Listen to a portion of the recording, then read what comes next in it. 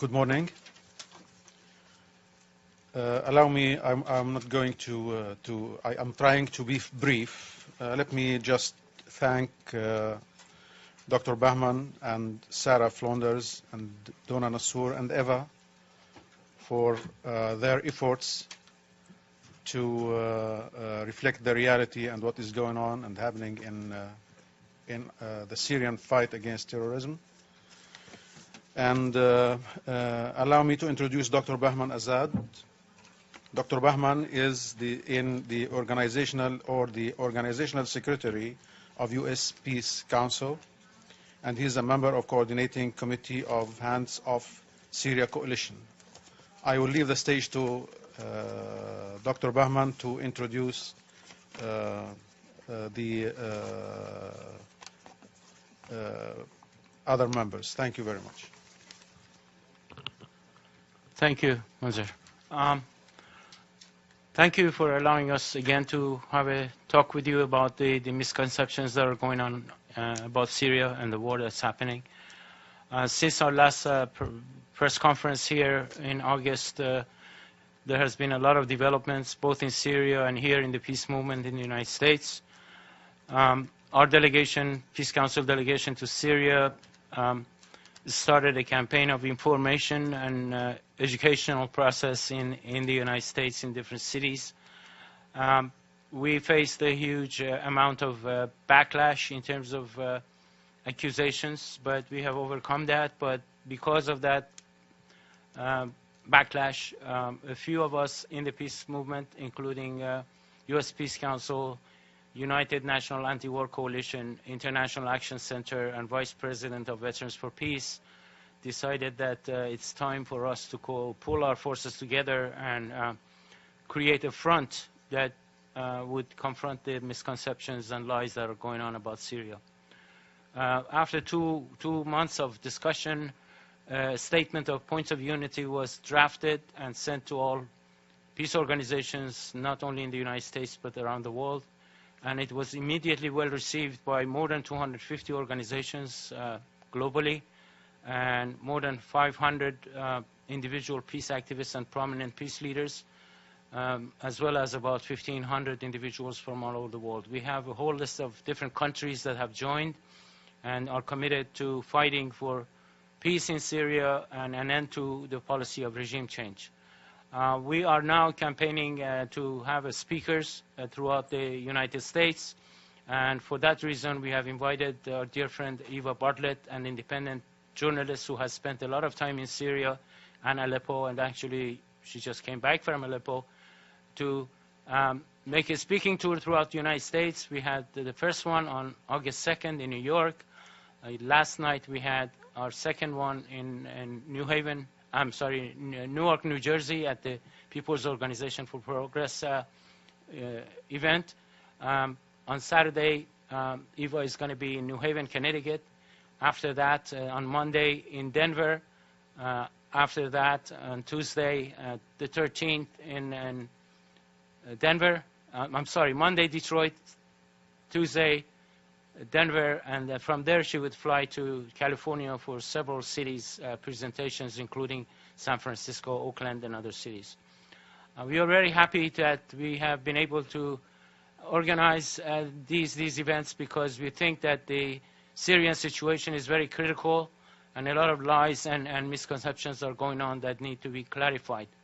With me, one thing before I introduce the panelists, I would like to mention that we are very happy that Congressman Tulsi Gabbard has introduced a bill to U.S. Congress yesterday titled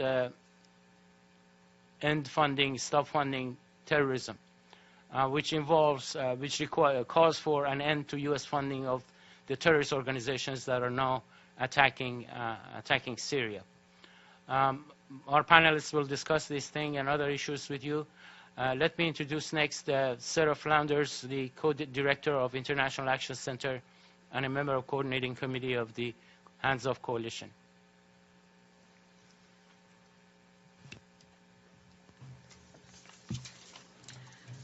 Thank you. It's an honor to be here today and speaking for the Hands Off Syria Coalition. Just to say, on my own previous trips to Syria, the most difficult thing is to come back to the United States with a message on the role of the U.S. war and the way in which the United States has instigated through many criminal alliances this war on Syria, this effort to completely destroy Syria. And so the formation of the Hands Off Syria coalition is a huge step forward in building a common understanding within the political movement in the United States of the causes of the war, the reason for the war, and the way toward peace. We're especially honored that Eva Bartlett, a Canadian journalist, and today so appropriate with what's the developments in the General Assembly, that a Canadian journalist is here to respond. The Hands Off Syria Coalition is a continuing effort to develop this basic political unity and an understanding of the massively destructive war in Syria and the way forward. And as Dr. Bahman was explaining, the 10-city tour is another step.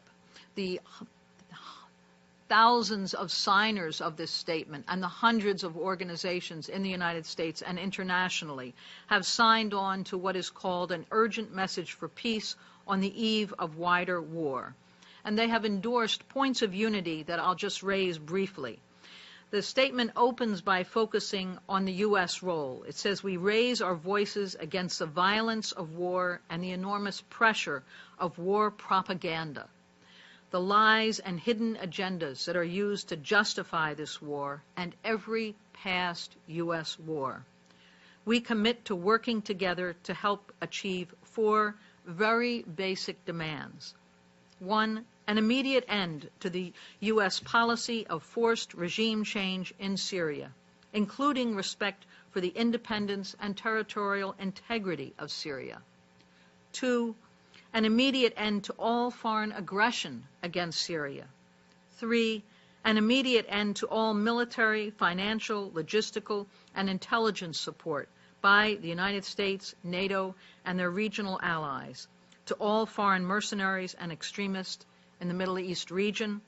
And 4, an immediate end to the economic sanctions against Syria. This policy, the statement goes on to say that this policy of regime change in Syria is illegal and is a clear violation of the United Nations Charter, the letter and spirit of international law, and the Universal Declaration of Human Rights, a very important thing to remember on the very eve of Human Rights Day. But the most important point of this unity, the hundreds of organizations who've signed, the thousands of individual signers, is a statement, and coming from here in the United States, an important reminder that it's not our business to support or oppose President Assad or the Syrian government. Only the Syrian people have a right to decide the legitimacy of their government. Only the people of Syria have the inalienable right to choose their leaders and determine the character of their government, free from foreign intervention. So with that, we go forward both in the tours, in the visibility, in the petitions, in the statements, calling for unity, calling for peace, and calling for the right of the Syrian people to their own government, free of foreign intervention. Thank you. Thank you, sir. I would like to introduce to you Dr. Donna Nassor, who was a member of the U.S. Peace Council delegation to Syria. She's an attorney and a professor at Berkeley College. Thank you, Bahman. Thank you. It's an honor to be here once again to remind everyone about the things that we saw when we were on the delegation to Syria last August. I again, had the honor to be part of that delegation, and we had the opportunity to meet with not only government officials, but NGOs, students, academics, religious leaders, civil society, business people, and we did have an opportunity to meet with President Assad for almost 2 hours during that delegation. We came away understanding that what's happening in Syria is criminal. I came back here as an American feeling disturbed and ashamed of what my government is doing and continues to do. We are heading a coalition of governments whose intent is to make the Syrian people suffer and remove their duly elected president. Syria is a sovereign nation. We have no right to do this. And we promised the Syrian people that we met with when we were there that we would come back and speak truth, and that is what the U.S. Peace Council is doing through these talks.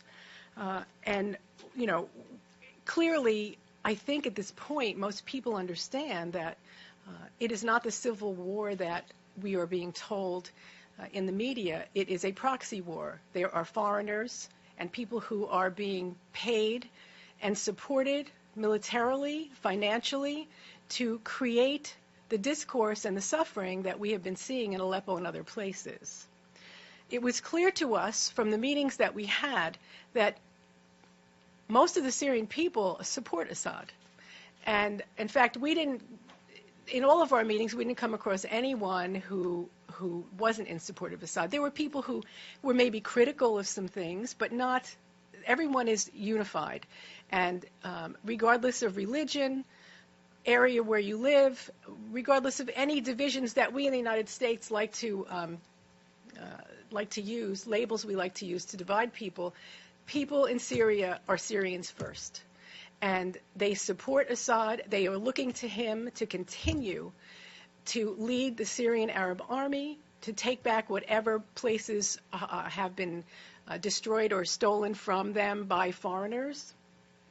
While he's doing this, he continues to provide free education, medical treatment to Syrian citizens. He is working hard to preserve the infrastructure. And he's also, with his government, maintaining and understanding that reconciliation has to start now. It can't wait until after. And so there is a minister of reconciliation, and they're engaging in restorative justice techniques to make sure that the foundation for a peaceful future for Syria is beginning now. As the militants are laying down their weapons, they're being embraced back into society. That's something that's sort of foreign to U.S. citizens because we reject people like that. But Syrians understand that they must do what's right now to preserve their society and to look toward the future. I'm not going to talk about all the sanctions. I know that Abel will be bringing up some of that. But, I mean, we did see and speak with people. We talked to people knowing that the sanctions are causing deaths. It's causing suffering of the Syrian people. And the sanctions are illegal. So at this point, I'm going to end by just saying that I am strongly in support of a continuation of what has been happening, what we've been seeing in Aleppo, getting rid of all of the foreign mercenaries, the terrorists who have been destroying and harming the Syrian people. It is time that we allow the Syrian people to begin their healing, to rebuild, and give them some time to figure out where they go from here. And I thank you very much for listening. Thank you very much, Donna. Now I turn the floor to our actually main speaker, our guest of honor actually, for our speaking tour in the United States. We have the opportunity to have her present her experiences and her information with the rest of the world actually. Thank you, Eva. Thank you. Thanks very much. I'd like to touch on something that Sara Flounders mentioned, which is that today in the General Assembly, the representative of my country, Canada, is raising or has raised a resolution which is not about human rights. It's not about the people of Syria. It's a resolution meant to point fingers and to vilify the governments of Syria and Russia. And this resolution relates to a UN Security Council resolution that was vetoed by Russia and China some days ago. That resolution pertained to another useless ceasefire in Syria, which would have no bearing on, bring no good to the people of Syria, and which follows a week of liberation of areas of Aleppo, which now amounts to about 95% of areas of Aleppo that have been occupied for years by terrorist factions.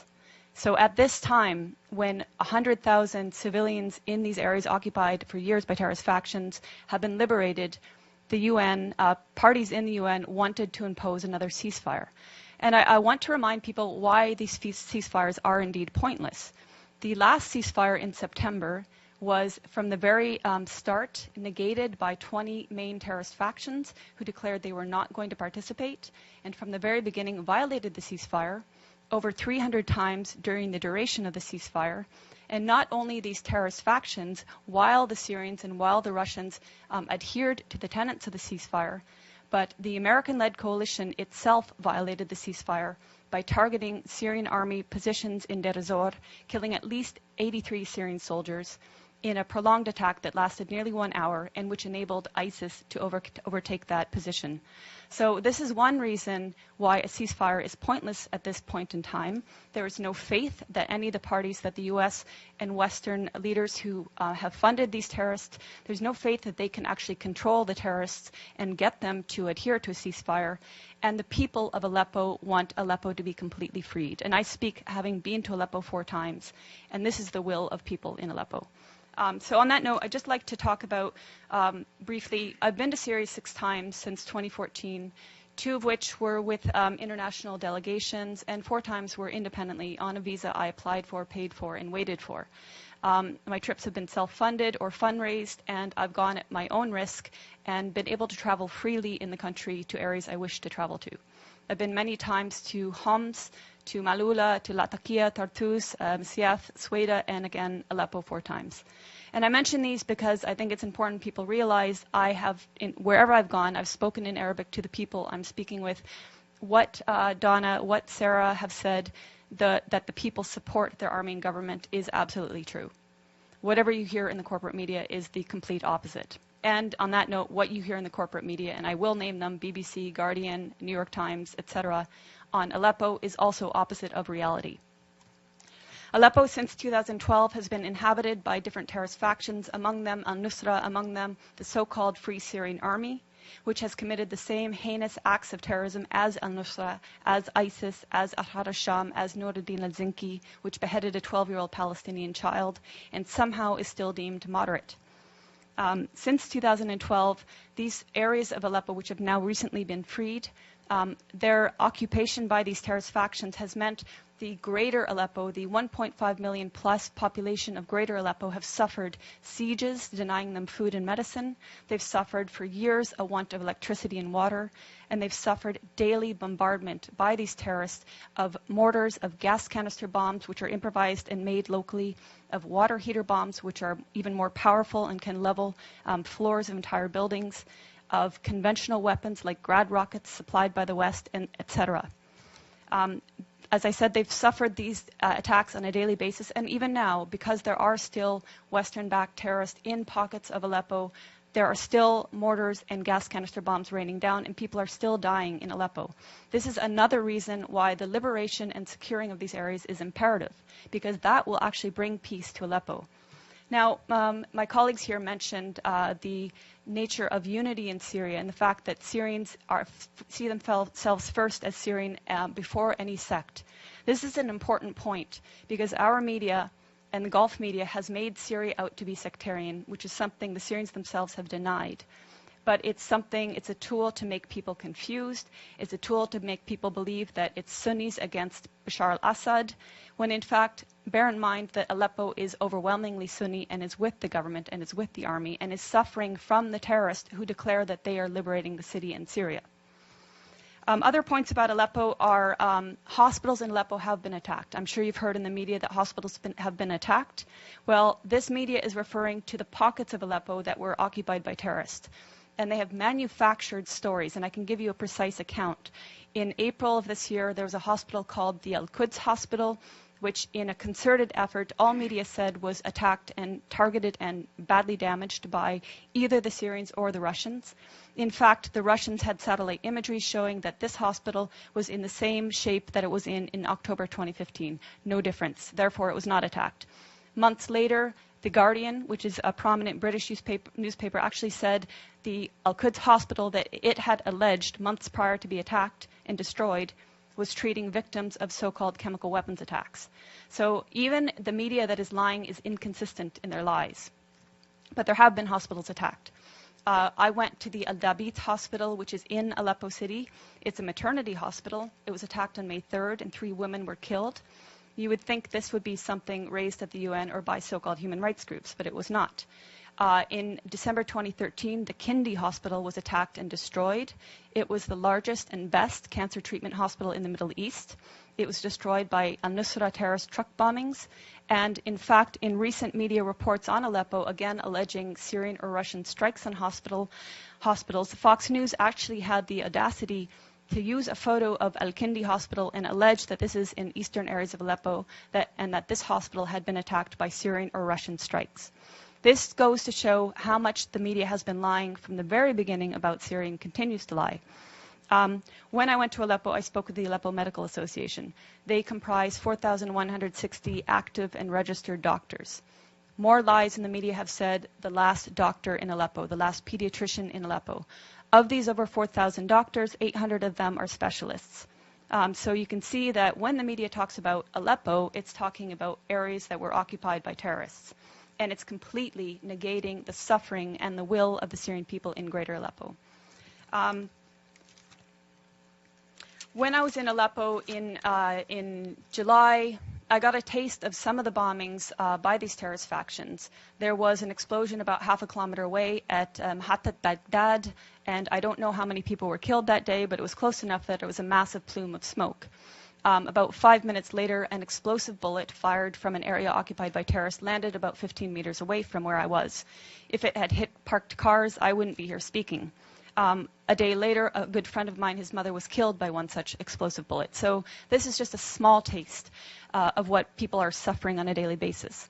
In November, when I was there with a delegation of Western journalists, including from the New York Times, LA Times, BBC, etc., on November 3rd, there were a series of attacks throughout the day with Grad missiles, explosive vehicles, and other explosive bullets and snipings. By the end of the day, 18 people, civilians, were murdered, and over 200 were injured, including critically. We were at the Al-Razi hospital, which is one of the main hospitals, and we saw the maimed people pour in. And this was just one day of many of endless days in Aleppo. On November 4th, we were at the Castello Road humanitarian crossing. This was a day that was meant to allow the people in eastern areas of Aleppo that were inhabited by terrorists to evacuate. And this was not the first time. On prior occasions, the Syrians and the Russians had opened 8 humanitarian corridors to enable people to leave. These were attacked by terrorist factions heavily. Even that day on November 4th, the Castello Road crossing was attacked, twice with mortar shelling when we were there and 5 times afterwards. Clearly, there has been political will and intent by the Syrian government and its Russian allies to enable civilians to leave, to minimize any sort of loss of human life. Clearly, the terrorists that declare themselves liberators of Syria do not want people to leave. They've been holding civilians hostage. And if you're following reports that are not BBC and that are not New York Times, you will see countless testimonies of civilians, of the 100,000 civilians who've been liberated the last week, saying, thank God for the Syrian Arab army that liberated us, and the terrorists were hoarding food, they were preventing us from having food. This is all documented. Also documented are that areas in these areas occupied by terrorists, including a school, were housing chemicals used to make chemical weapons. And you could see also the gas canisters that were used to make explosive gas canister bombs. In fact, even when I was in Leiramun, we saw a factory in one of the buildings that was used to make gas canister bombs. In Leiramun, we also saw evidence of the so-called Free Syrian Army that some people say doesn't exist anymore. The 16th Brigades was active there. They had a cell underground, 3 stories below, that was perfectly intact in spite of aerial bombings above ground. And I make this point because people talk about the destruction in Aleppo as if the physical destruction matters. It's the people that the Syrian government and the Syrian people care about. And the destruction in areas occupied by terrorists occurs because the terrorists are bunkering below ground, come up above ground, fire their bombs on civilian populations, and go back below ground. So I just want to address a few other myths. Some of the myths that have been about Aleppo and Syria in general have been that the Syrian government and army are starving the population. Again, I refer to testimonies of people, even people I met with in November. I met with a family of displaced people from Al-Halak, which is north of Bustan al-Pasha, which was an area, both areas occupied by terrorists. At that time, when I met them on November 10th, he told me that they had fled along with about 40 others on about 20 days prior, and that they had tried twice prior to flee, but they were prevented violently so from doing so by the terrorists that inhabited those areas. This is the case. These are the testimonies coming out of Aleppo now. People saying, we tried to flee, they wouldn't let us, they shot at us. There are also videos showing people who did manage to flee coming under fire and the Syrian army actually protecting them, acting as human shields. So that's to say that what we've been hearing in the corporate media is not depicting an accurate image of what's happening in Aleppo. The corporate media is saying that the Syrian army is attacking people, and until today, the corporate media is maintaining this, even though the exact opposite is true. I would ask you to follow the voices of people in Syria who, like my colleagues here said, they want you to speak the truth. They're tired of lies. They're very well aware of the lies that our media is purporting and that our human rights groups are purporting. They want an end to the violence. They don't want this war to continue. They didn't ask for this war. But as my colleagues stressed, Syria is a sovereign nation. It has the right to fight against terrorism. And we know that 101 of 193 UN member states have sent terrorists to Syria to slaughter and destroy. So Syria is fighting a war against terrorism. It's winning in Aleppo, and hopefully either the terrorists will accept a deal to be transported out of Aleppo, hopefully they will participate in the Musalaha, the reconciliation, will lay down their arms, will take the amnesty offered to them by the government and which has been taken by thousands of former militants. And hopefully, above all, the U.S. will stop supporting terrorism and stop funding terrorism. And hopefully this new bill will take fire, will be supported, and actually it will be impossible to fund an armed mercenaries from FSA, Ahrar al-Sham, Nuruddin al-Zinki, and all the colors in between, because they're all the same terrorists. Yeah, thank you. Thank you, Eva. Very informative. Thank you very much. Now we are open to questions, if there are questions. The gentleman in the back. Thank you very much. I'm Christopher Ronneberg with the Norwegian newspaper Aftenposten. A question for, or two questions for Ms. Bartlett here. As a journalist, I'm sure you can appreciate getting other impressions than empirical impressions from the ground. When you talk about the Syrian people and what the Syrian people want, how can you quantify that? Do you have any independent surveys where you can actually document that? And secondly, you talk about the corporate media, the Western media, the lies, and all of this. Could you explain what you think might be the agenda from us in the Western media, and why we should lie, why the international organizations on the ground should lie, why we shouldn't believe all these absolutely documentable facts that we see from the ground, these hospitals being bombed, these civilians who are talking about the atrocities that they have been experiencing. How can you justify calling all of us liars? Sure. Thank you. I mean, there are certainly honest journalists amongst the very compromised establishment media. Let's start with your second question. So, international organizations on the ground. Tell me which ones are on the ground in eastern Aleppo. Yeah, okay, I'll tell you, there are none. There are none. These organizations are relying on the Syrian Observatory for Human Rights, which is based in Coventry, UK, and which is one man. They're relying on compromised groups like the White Helmets, which, let's talk about the White Helmets. The White Helmets were founded in 2013 by a British ex-military officer. They have been funded to the tune of $100 million by the US, UK, and Europe, and other states. They purport to be rescuing civilians in eastern Aleppo and Idlib, yet no one in eastern Aleppo has heard of them. And I say no one, bearing in mind that now 95% of these areas of eastern Aleppo are liberated. The White Helmets purport to be neutral, yet they can be found carrying guns and standing in the dead bodies of Syrian soldiers. And their video footage actually contains children that have been recycled in different reports. So you can find a girl named Aya who turns up in a report in month, say, August, and she turns up in the next month in two different locations. So they are not credible. The SOHR is not credible. Unnamed activists are not credible. Once or twice, maybe, but every time, not credible. So your sources on the ground, you don't have them. As for your agenda, not your, but the agenda of some corporate media, it is the agenda of regime change. How can the New York Times, I was reading it this morning, or how can Democracy Now!, which I was reading the other day, maintain until this day that this is a civil war in Syria? How can they maintain until this day that that the protests were unarmed and nonviolent until, say, 2012? That is absolutely not true. How can they maintain that the Syrian government is attacking civilians in Aleppo when every person that's coming out of these areas occupied by terrorists is saying the opposite? So that's with regards to your question on lying Western media. How do I quantify the support of the Syrian people? The elections. In 2014, the Syrian people held elections.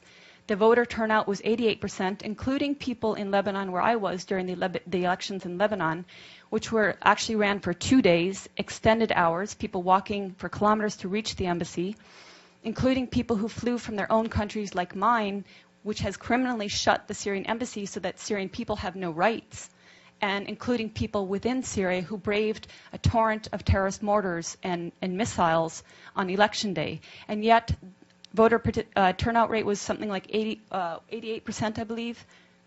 And then the election, the results were 78, I believe. I think Tim Anderson gives you the opposite. Okay, I might get the turnout wrong. So the results. 74 was the participation. 74 participate, 88. Okay. Anyway, the point being, overwhelmingly, the people support President Assad. That's based on elections, based on my own travels. Okay, so that's subjective. But as I said, I've traveled around Syria, talked with people of all faiths, all walks of life, and there are people that want change in the government. We're not pretending they don't want change. Everybody wants change. But in terms of support of the government, the point is they don't see President Assad as the problem. They see the problem as terrorism. They see elements of problems in the system that they have there. But President Assad, they don't see as the problem. They actually overwhelmingly support him. So I'm basing it on their choice in their leader, and I'm basing it on my interactions with people in Syria and Lebanon. Okay, my name is Renzo Cianfanelli of RCS, Corriere della Sera group from Italy. I have been a few times, in the area. I have been covering wars for the last 20 years. It's true that the first victim of a war is truth. And I have seen this in Chechnya, in Iraq, Sarajevo, and in Syria. Having said that, I have been watching last night the Russian television and news. Now, they are allowing for the fact that the media in Russia are state-controlled, and so they try to massage the truth. But what they say is that Aleppo is about to be liberated. They have been showing pictures of Russians, demining units, clearing the mines, distributing food, and the picture is totally different. Now, I'm not pro-Russian, but I live there, and I don't believe that a single line or any second of TV time has been shown in this country, portraying this kind of picture. So I would ask the panel, what do you make out of this? What is the actual truth? Those not only from Russian media, but from Syrian media, and from people, even independent people who are in Syria, are saying the same things. Let's remember that it was thanks to Russian aid, which was welcomed by the Syrian government, that Palmyra was liberated after something like 10 months of occupation. And how was Palmyra occupied? The U.S.-led coalition turned a blind eye as terrorists of ISIS sped through the open desert to attack and overtake Palmyra. When Palmyra was liberated, the Russians went there and were demining. I can speak on just a side note. In other areas that have been either liberated or had the terrorists extracted, for example, the old city of Homs and Malula, I went to both places 2 and 1 months after liberation or extraction of terrorists. And in both cases, before leaving, the terrorists do lay mines in houses, on roads, and locals or in certain areas, especially now in Aleppo, the Russians are participating in demining. you ask why we aren't seeing this. Well, this relates to the other gentleman's question about why the corporate media, some of them, most of them, are telling lies about Syria. It's because this is the agenda. If they had told the truth about Syria from the beginning, we wouldn't be here now. We wouldn't have seen so many people killed. In fact, what the Russian media, which may or may not be state-controlled, depending which media you're looking at, is saying, it shows exactly what the Syrian media is saying, and it shows what independent people in Syria are saying. And I can refer to a young French gentleman who is independent. He's not political. He's humanitarian. He's been living for 9 months in Aleppo, experiencing the hell of terrorist bombings, and asking him, is this true? And asking Syrian colleagues in Aleppo, is this true? Yes, it's true. So unfortunately, very unfortunately, our media and certain human rights groups like Human Rights Watch, which likes to tweet images from Gaza and say it's Aleppo, they're not going to tell the truth about Syria.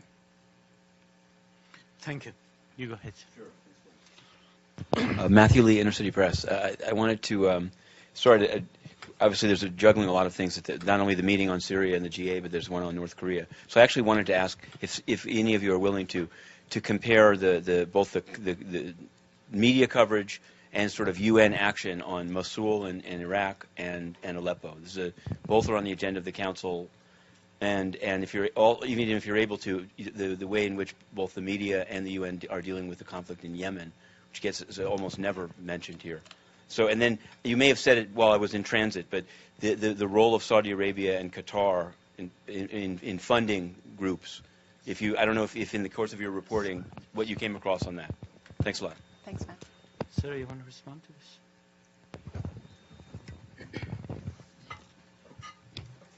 It's on.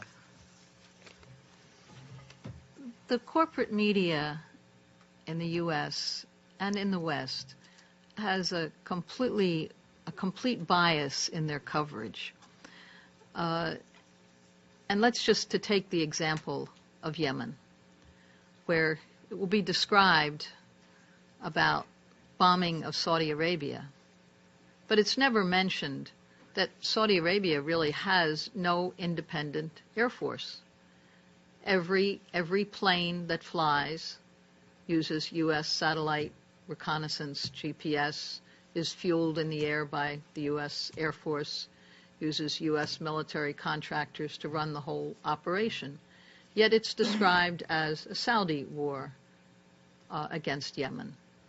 And the same thing is true if we look at any area today in the Middle East, that without understanding who is playing an enormous role in orchestrating and coordinating various players in complete destruction of the existing states and a systematic destruction of the sovereignty, and also plays this role within the United Nations as to how to distort the role of the United Nations, as to be a force to deny independence and sovereignty to independent countries, and to threaten the existence of quite a number of countries.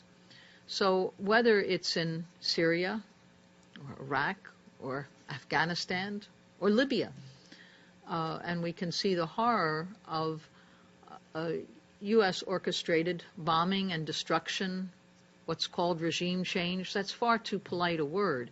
It's really creating total chaos and pulling down a government and leaving behind a divided ruin, and then taking no credit for it, just leaving it to the blame of contending factions that today are controlling Libya. So this is a future that they want for Syria, and this is what the people of Syria are resisting, and resisting with enormous determination to hold together as a secular, united, giving space to every religion, culture, and grouping within Syria. That's quite an accomplishment, and calling on and gaining assistance from other countries, which Syria, as a sovereign nation, has every right to do. On the other hand, the U.S. and the bombing through the United States and NATO and Saudi Arabia and Israel, who was bombing just yesterday in Syria and has continued to, Jordan and Turkey and so on, none of this is invited. It is all done in the name of attacking ISIS, and yet there's barely a scratch on ISIS. So there's a complete bias, and it is reflected, of course, in the media, a vilification of Syria, of Syria's very right to exist, and a continuing demand for regime change, which really means tearing apart the existing government. And all of these areas very much connected, and thank you for making that connection. I just wanted to add a couple of words to this question that relates to also to the role of media. Excuse me. One thing that the media tries to present the Syrian situation as is whether it's a litmus test between those who support President Assad and those who oppose it, as if the whole fight is about President Assad. It's not. If we go back to history from the 1990s, when the Soviet Union and socialist camp collapsed, a wing of the leadership of the United States was intent on filling the vacuum and becoming the sole global dominant force in the world. And they came up with a lot of well-established objectives. Among them, I'm sure people are familiar with the project for the new American century and the rebuilding of American defenses for 21st century that was published by them, that became the State Department official policy after Bush came to power, and all people from Project for the New American Century became cabinet members and international leaders of the U.S. policy. It became an official policy. And among the factors that they mentioned that the U.S. has to do in order to maintain its absolute dominance over the globe was two things. One, making it impossible for another rival like Soviet Union emerges on the scene, which now, according to them, is a potential rival will be China, and the 21st century will be confrontation with China and reorientation of U.S. forces toward China. That is one. And secondly, they talk about regionally dismantling, overthrowing, or partitioning, dismembering any country that has enough strength to resist U.S. plan for the 21st century. And they list many of those countries, including the ones that the U.S. is going right now through one by one. Went through Iraq, went through Libya, went through Syria, going through Syria. Probably the next target is going to be Iran and Hezbollah, right? All of them are mentioned in that document.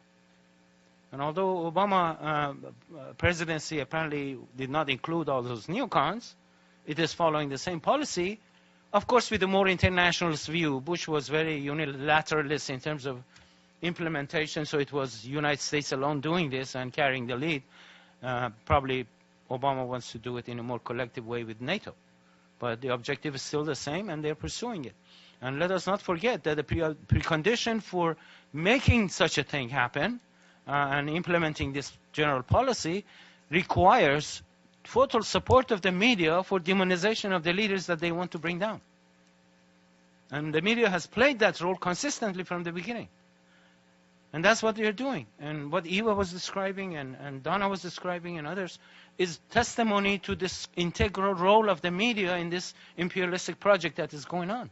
And there must be an end put to it. And this is what we are trying to do as an international organization that is trying to at least get the hands off Syria for now. But we have to continue on further on. And we are very happy, once again, I would like to repeat that Congresswoman Gabbard has introduced this bill that really puts this on the agenda of ending funding for all terrorist activities that are being supported by the United States. And we call upon the whole world peace movement to really support such a campaign. Eva, you want to add something? On that note? Anything. Well, yeah, there are some points I didn't address because I did want to leave time for questions, but before, the focus, which is now rightfully so on Aleppo, a lot of the focus over the years has been on refugees. And media hasn't been talking about the internal refugees, which number 6 million. And this whole people are running from President Assad narrative doesn't jive when you consider that. And again, I can give you personal anecdotes of meeting many of these refugees that have fled from Aleppo to Latakia because they were fleeing the terrorists the West has sent to them for freedom and democracy. 6 million internal refugees that are being housed in areas like Latakia, Tartus, Jebele, Damascus, Sweda, refugees coming from all parts of Syria. And this is very important because they've been given housing, and their children are still being sent to school. They're being given medical care. And the other point I wanted to touch on, which Donna mentioned, and Sara mentioned, are the criminal sanctions. Because, the nations that have imposed these sanctions claim it's supposedly against the Syrian government. But it is the Syrian people who are suffering. They're suffering from want of basically everything, but particularly medications and equipment in hospitals. So, for example, in hospitals, vital life equipment and, scanning machinery that need technicians or replacement parts are not getting it. And that means the people are not getting the therapy they need, and in some cases dying as a result. And the sanctions affect the economy, and the economy is devastated by 6 years of war on Syria and by the sanctions, because now exports are impossible to most nations and imports are impossible by most nations. So the sanctions is something that, again, if people really cared, because the whole theme about Syria is we care about the people of Syria. So if you really care about the people of Syria, first of all, report truthfully, and second of all, lift the sanctions. I just want to add something about the sanctions. We know they're not getting medicine. We know that they're not getting equipment. We know that medical treatment is compromised. But sanctions have another devious result. And that is that when businesses close because they can't get the equipment and they can't get the product and they can't sell, people become desperate. And when they become desperate, they're more likely to do desperate things, such as possibly joining the militants because they'll get a paycheck.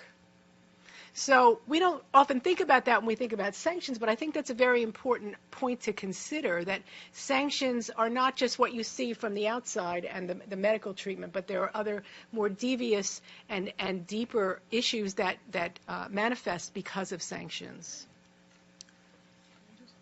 Go ahead, Sara. I wanted to add a point also on the sanctions, because the sanctions on Syria actually predate the war in Syria. The first U.S. sanctions in Syria began 1998, and then onerous sanctions on Syria 2003, at the time of the U.S. war in Iraq, the invasion, the occupation, and reaching even more extreme forms, of course, in 2011. But really each time meant to create shortages, impede development, and the other point I wanted to add is just very important that Eva described the centers for the displaced, because overwhelmingly the more than 6 million displaced within Syria are taken care of by the government. And the centers that I saw for the displaced was probably the most impressive thing. That it's not, you could visit so many countries and see the sheer number of children begging on the street, completely destitute, no one taking care. And in Syria, in the midst of war, the displaced are housed in schools, in community centers. It might be a family in each classroom, and there in the cafeteria runs a health clinic, and there are classes for the children, and there are after-school programs that university students come and run, and mentoring programs. I had never really seen anything like that in a time of war, and have visited other countries in the midst of war. But this effort by the government to in every way not just provide food, but provide for the health, for the healing of the population, providing psychological counseling, and especially providing these mentoring programs for the children. I was very impressed. I was really moved by the daycare programs, programs for women to learn skills. Mm-hmm. All of this takes place in the centers for the displaced, and it shows why people in Syria, their homes utterly destroyed, driven out and in fear, would turn to the government for help. And a government that under sanctions still provides meals and paychecks and health care. That is what the effort to destroy Syria is all about. And I think right here, for all of us who are fighting in the U.S. for health care and for jobs and human needs, we need to look at, in the richest country of the world, the inability here and the determination, even under war conditions, to provide this in Syria. Thank you, Sarah. I guess our time is up. I would like to thank everybody who came to listen to us, and also our panelists for their great contribution. Let's join hands to end all wars, and including especially the war on Syria, which is unjustly imposed. Thank you very much. I will ask you also to make note of handsoffsyria.net.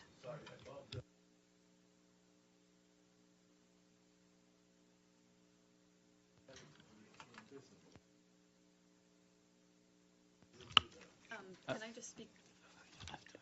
Well, he's asking, do we have time to answer? Or? Yeah, go ahead. I mean, one thing I'd like to note very briefly is that the United Nations repeatedly efforts to silence the Syrian ambassador when he's speaking about the country in question. So that's one thing.